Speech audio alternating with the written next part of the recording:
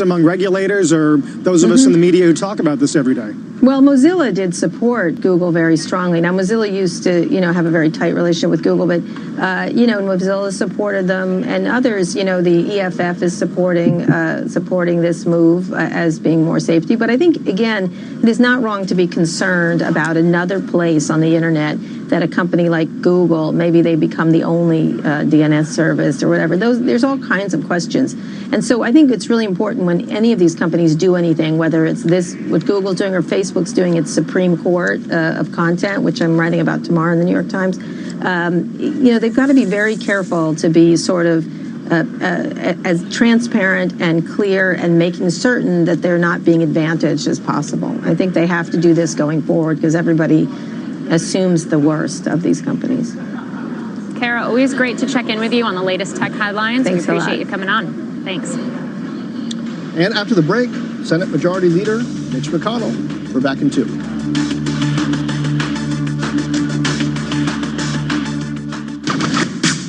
Your daily dash. I am a force for good. I am a force for courage. And for calm. I am a force for safety. For fairness. For leadership. I am a force for the future. For compassion. For my community. I am a police officer. And I am a force for all. Be one of the 20,000 new police officers and be a force for all that you believe in. Search Join the Police. Jamie Theakston and Amanda Holden. On breakfast. Tom Hanks is our special guest. You're either being punished or rewarded. I'll let you decide. I did do a whole show of Grease on my front lawn when I was a kid. We charged everyone 10p. We raised a fiver and I gave it to Bishop's Waltham Gymnastics Club towards a new crash mat. Do they get the crash mat? I mean, it took a couple more years, but yeah. It does happen to normal people like you. You've won £20,000. Well done. I love this game. Breakfast with Jamie Theakston and Amanda Holden. Weekdays from 6:30. Listen on your radio, global player, or smart speaker. Play hard. So, what did you think of the movie, Mr. Alexander? Oh, the cinematography, incredible, breathtaking. The movie itself was full of curious trademark themes and wonderful characteristic compositions. And the payoffs and character arcs were nothing short of masterful storytelling. How about you, Sergey? For a kids' film, I thought the animals were fun.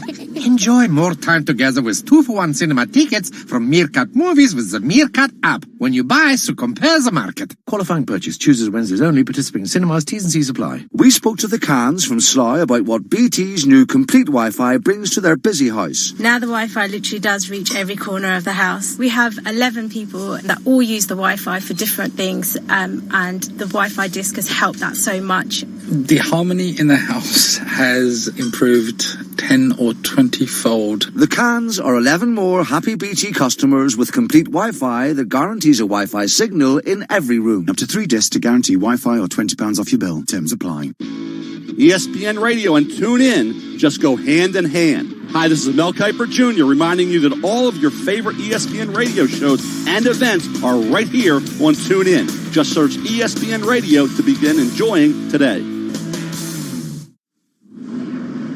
Ukraine, impeachment, and the ongoing China trade war dominating headlines out of D.C., but that's not stopping Republican leadership from trying to focus the conversation on some other issues. Senate Majority Leader Mitch McConnell is out with a new op-ed yesterday calling on Democrats to move ahead with the U.S., Mexico, Canada trade agreement. And Senator McConnell joins us exclusively now to discuss. Leader, it's good to have you with us. Good morning. Glad to be with you. Your piece is pretty sharply worded. It does make me wonder whether or not you think passage is in jeopardy here. Well, it's a tough thing for Pelosi. She, as you know, opposed Trade Promotion Authority back when President Obama was in office. I actually helped President Obama get Trade Promotion Authority over the opposition of Pelosi and Reid at that particular time. So she's not very pro-trade to begin with. On the other hand, the argument for USMCA is very, very compelling.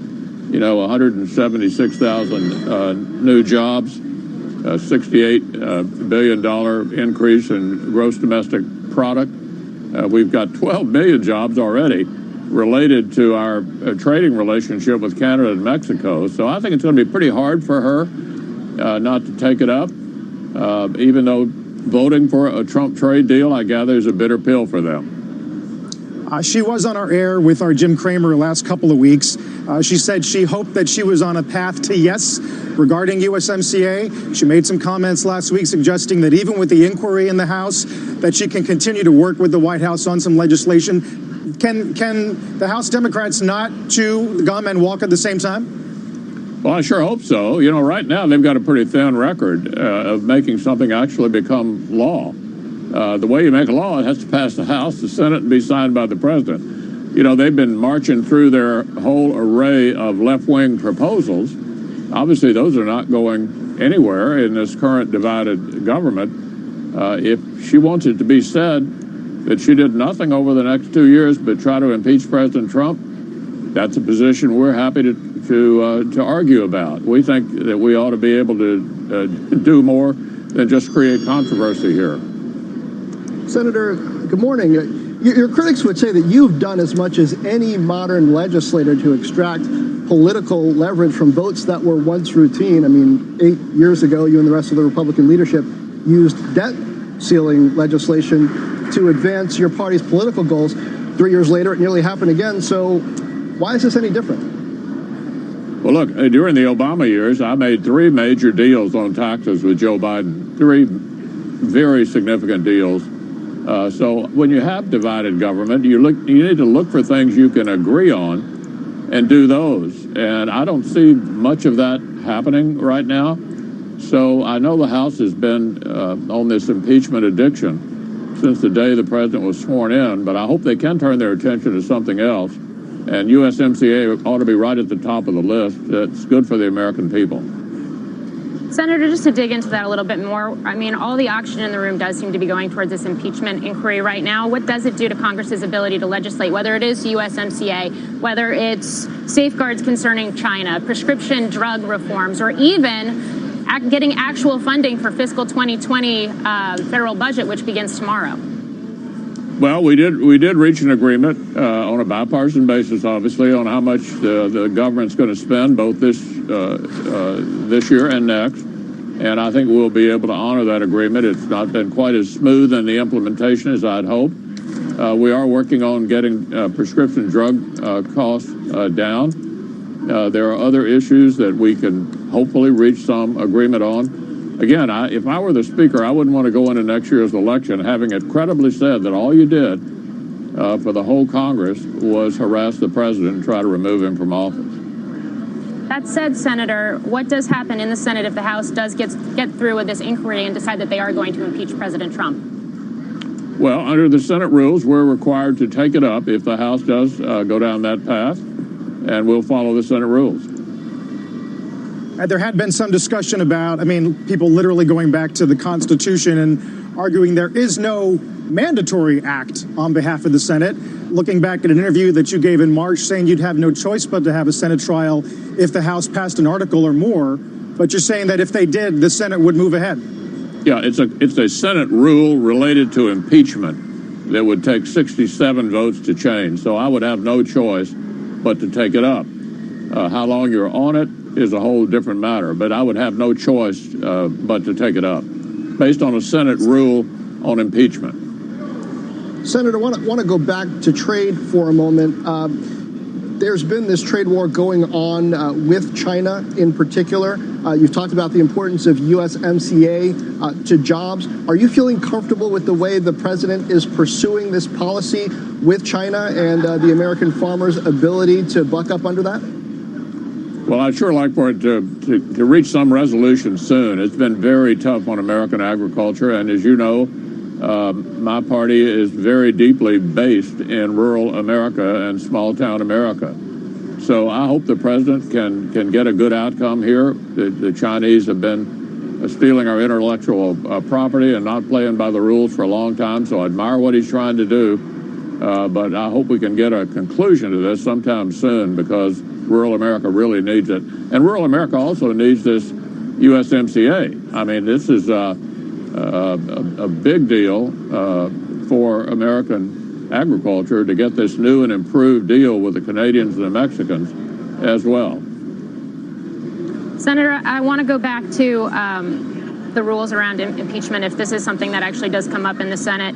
Because there's been some speculation that you might seek to change those rules or have those practices changed. Just to confirm, you're saying you would not do that? No, the Senate impeachment rules are very clear. The Senate would have to take up an impeachment resolution if it came over from the House.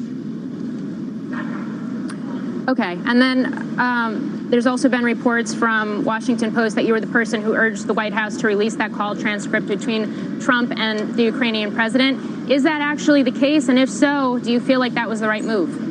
I'm sorry, I had a hard time understanding what you were saying. What did you say?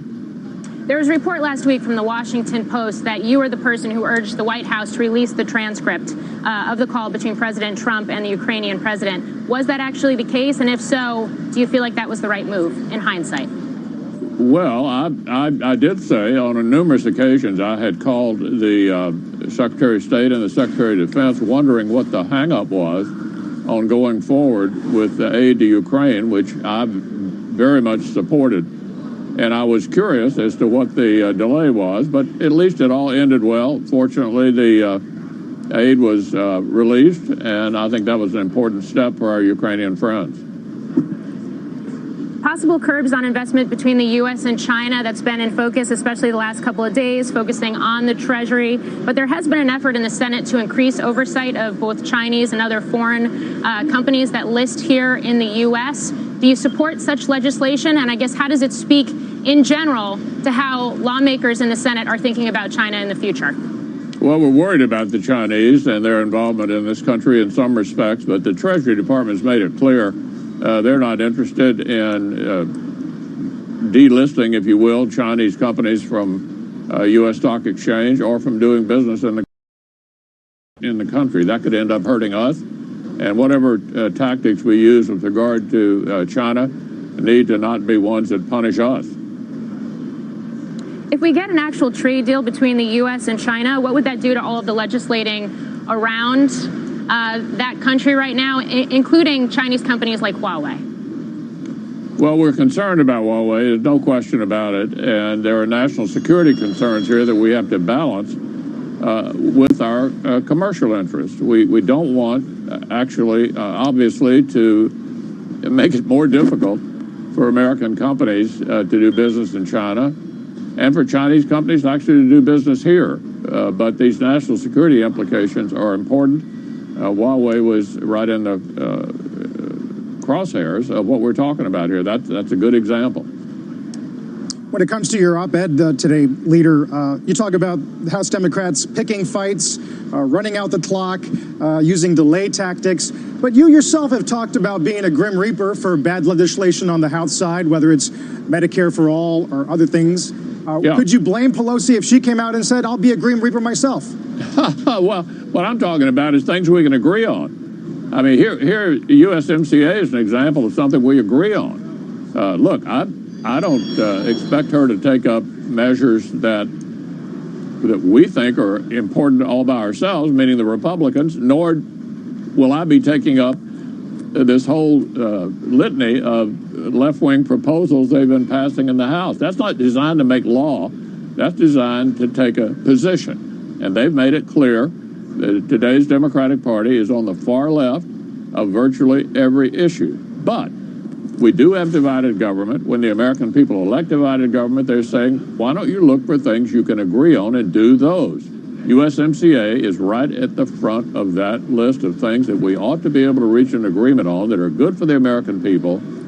That's not the kind of thing, it seems to me, we ought to be slow walking or refusing to take up. Well, the stock market would argue that infrastructure is not far behind, and we've had multiple years of hope that something like that could also be attained. Is that dead?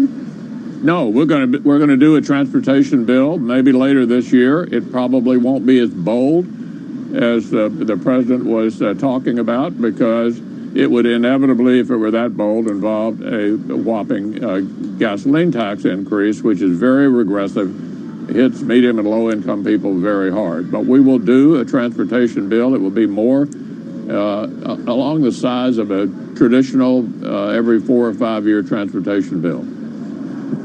Senator, I want to ask you about election security. You recently threw your weight behind more funding for election security, saying that there's been more than $600 million allocated to that since fiscal 2018. Is that enough? Is that the right pace of spending? Yes. And how are you gauging, given all of the threats, particularly digital, that the United States faces, whether we are secure enough in our elections? Yeah. Well, first of all, the 2016 election, when President Obama was in office, was not handled well at all, and we all know the ramifications of that. What people are refusing to talk about is how successful the 2018 election was. The Trump administration did a terrific job of pushing back in 2018. Where were all the stories about election interference? Basically non-existent. What I am in favor of, and have consistently been in favor of, is giving the states enough money to do the job. What I'm against, and what we're not going to pass in the Senate, is an effort to take responsibility away from the states who, under our Constitution, are responsible for conducting elections. We want to provide assistance, and the $600 million, the additional $250 on top of the $380 million we did last year, will provide additional assistance for states. I've always been in favor of that, still in favor of it. That's what we're going to do. Will there be oversight as well, though, at the federal level to make sure that that money is being spent in a way that truly does secure the elections, or are you advocating just giving the states the money and expecting them to do the job to whatever standard they see fit? Yeah,